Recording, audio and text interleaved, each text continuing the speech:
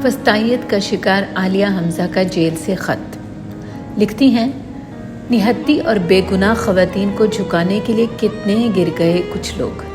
28 मई छुट्टी वाली रात 11 बजे सिर्फ ये कहकर कि आपको सज़ा देना मकसूद है, अपने शहर की जेल से धक्के मारकर दूर दराज जेल के लिए निकाल देना ये बताता है कि आप खौफज़दा भी हैं और गिर भी चुके हैं। 4 जुडिशियल रिमांड ख़त्म होने के बावजूद अदालती पेशियों पर यह कहकर ना पेश करना कि तस्वीर उतर जाएगी, वीडियो बन जाएगी, बयानात चल जाएंगे, ये बताता है कि आप खौफज़दा भी हैं और गिर भी चुके हैं।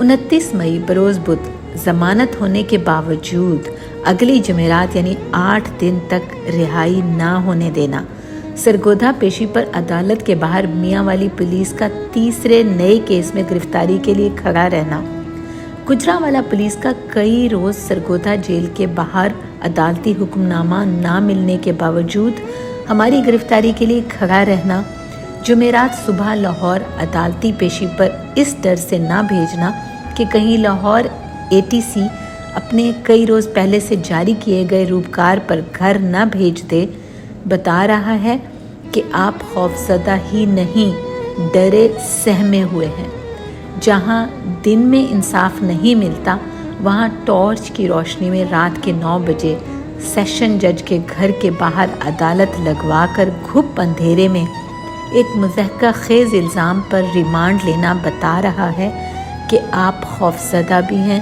और डरे हुए सहमे हुए भी हैं।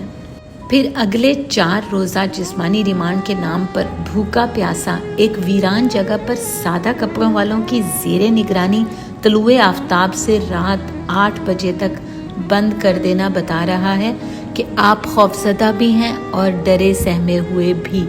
इतवार की दोपहर की रियासती गुंडागर्दी, सियासी हरीफ के घर की चादर 4 दीवारी का तकद्दुस पामाल करना, उस मोबाइल की बरामदगी के नाम पर जो पिछले 10 मई से सरकारी तहवील में है।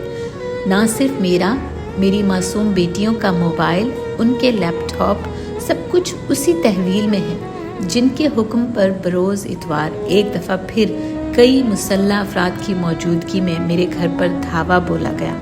मेरे बूढ़े माँ बाप और बच्चियों को हरासा किया गया।